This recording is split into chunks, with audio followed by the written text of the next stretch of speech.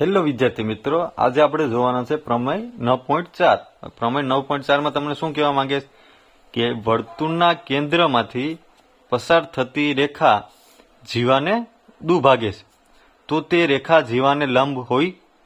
બરાબર? મતલબ આની પહેલાનો આપણે પ્રમેય જોયું એની જેમ ઉલટું. એમાં તમારે શું સાબિત કરવાનું કે ભાઈ દુભાગે એટલે બે સરખા ભાગ કરે જીવાના. બરાબર ને? આમાં તમને શું કે ભાઈ લંબ છે કે નહીં, એનાથી ઉલટું કરવાનું છે. હવે જો પેલા આપણે વર્તુળ દોડીએ.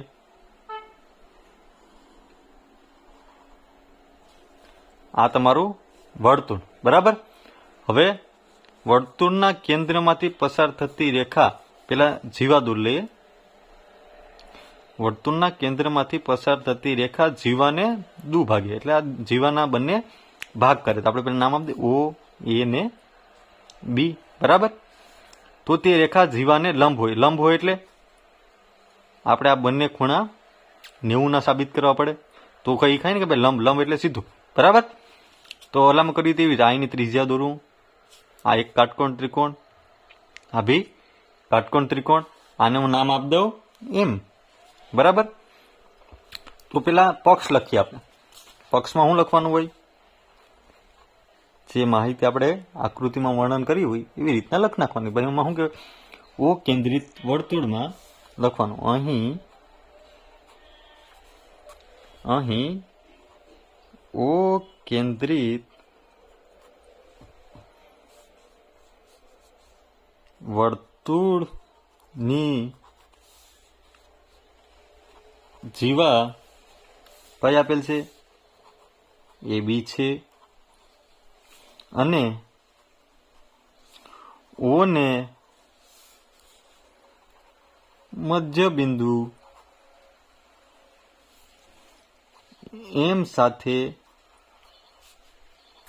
જોડેલું છે. બરાબર?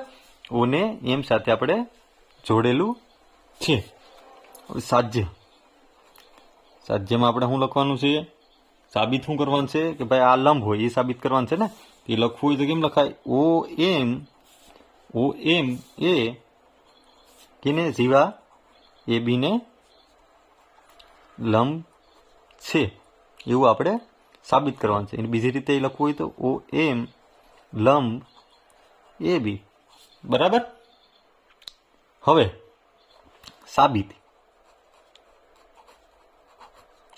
સાબિત કરવું હોય તો પેલા જો તમને શું જોવા મળે. પેલા આ બે ત્રિકોણ વિશે આપણે લખના કે ભાઈ વિચારતા લખાય. ત્રિકોણ કયો લખાય? OAM અને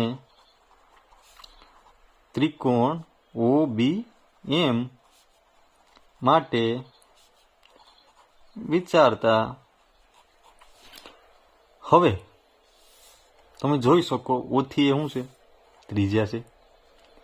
એવી રીતના આ ત્રિકોણની O થી B આપણે લખી કાંઈ એક જ વર્તુળની ત્રિજ્યા. બરાબર? હવે તમને શું કહી ગયેલું તું ભાઈ પેલા કે વર્તુળના કેન્દ્રમાંથી પસાર થતી રેખા જીવાને દુભાગે. દુભાગે એટલે આ બે સરખા ભાગ કરે. એ તમને આપેલ જ છે. તો આપણે એમ લખીએ ને કે MA બરાબર MB. શા માટે? પક્ષમાં તમને આપેલ છે. બરાબર? તો તમે અહીં ભી લખી શકો ને. હું લખી શકો MA બરાબર MB. રેડી? હવે ને આપણે આ સાબિત ભી કરેલ છે ને. શેમાં? પ્રમેય 9.3 માં. બરાબર?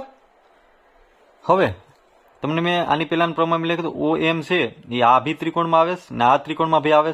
તો આપણે એમ લખી કે ને OM બરાબર OM. શા માટે? સામાન્ય બાજુ છે બંનેમાં સરખી હોય. તો હવે આ એક બાજુ શું છે? બંને ત્રિજ્યા સરખી છે બંને ત્રિકોણમાં. એવી જ રીતે આ એક બાજુ ને આ એક બાજુ તમને ખબર છે કે પ્રમેય 9.3 માં તમે સાબિત કરી લીધું કે ભાઈ આ બંને સરખી આપણે આપેલ જ છે. બરાબર? એટલે આ બંને બાજુ બી સરખી છે. ના સામાન્ય બિંદુ છે, સામાન્ય બાજુ. બરાબર? સોરી, એ બી બંનેમાં સરખી છે. ત્રણેય બાજુ થાય તો આપણે એમ લખી કે ને કે બા બા બા શરત પરથી શું કહી કે આપણે બાબા શરત તમારે ક્યાં આવ્યું 7મા ચેપ્ટરમાં, બરાબર? બાજુ બાજુ બાજુ, ત્રણેય બાજુ સરખી હોય તો બંને ત્રિકોણ કેવા હશે? સરખા. ત્રિકોણ OAM બરાબર ત્રિકોણ OBM અને સમાન છે, બરાબર? તેથી આપણે આમ લખી કે આ બંનેના ખૂણા હશે, બરાબર? એ બી સમાન હશે ને, બંને ત્રિકોણ સમાન હોય તો બંનેના ખૂણા બી સમાન હોય. તો આનો ખૂણો લખવો હોય તો આપણે એમ લખીએ કે OMA બરાબર OMB. આમ લખીએ કે ખૂણો કયો થાય? OMA બરાબર ખૂણો OMB. આપણે એક સમીકરણ મેળવ્યું, બરાબર?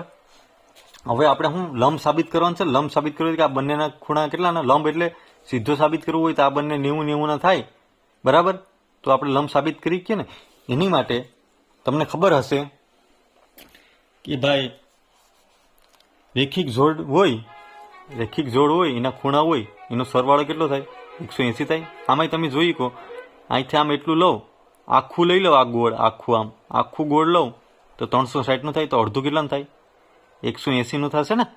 તો આપણે હું લખી કહું કે રેખિક જોડ કઈ બનશે ભાઈ?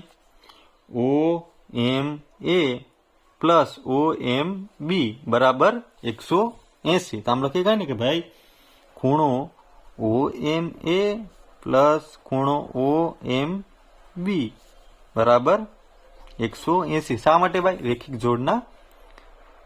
જોડનો સરવાળો કેટલો થાય? 180 થાય. સમજાઈશ?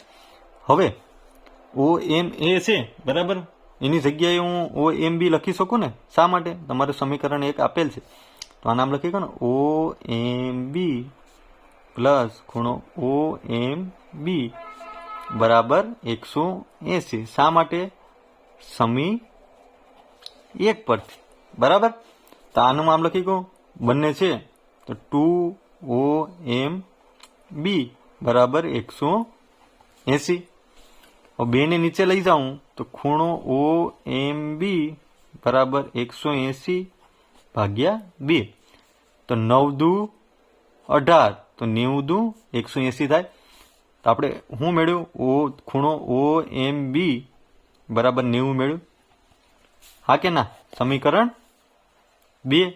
એવી રીતના સમી 1 તમને આપેલ હતું. શું હતું સમી 1? આ હતું એ આપણે લખીએ કે ખૂણો OMA બરાબર ખૂણો OMB બંને સરખા હોય તો OMB 90 હોય તો OMB 90 થશે. એની બરાબર આપણે 90 લખી કે જો 90 થતું હોય તો આ બંને કાટખૂણા બનશે. કાટખૂણા બનશે એટલે આ શું હશે? લંબ હશે. તેથી આપણે લખી કે હું લખી કે OM એ AB ને લંબ છે, બંને 90 ના ખૂણે. તેથી આપણે એમ લખી કે ને OM લંબ AB. પછી છેલ્લે શું લખવાનું? જે સાબિત થાય છે, બરાબર? સમજાણું?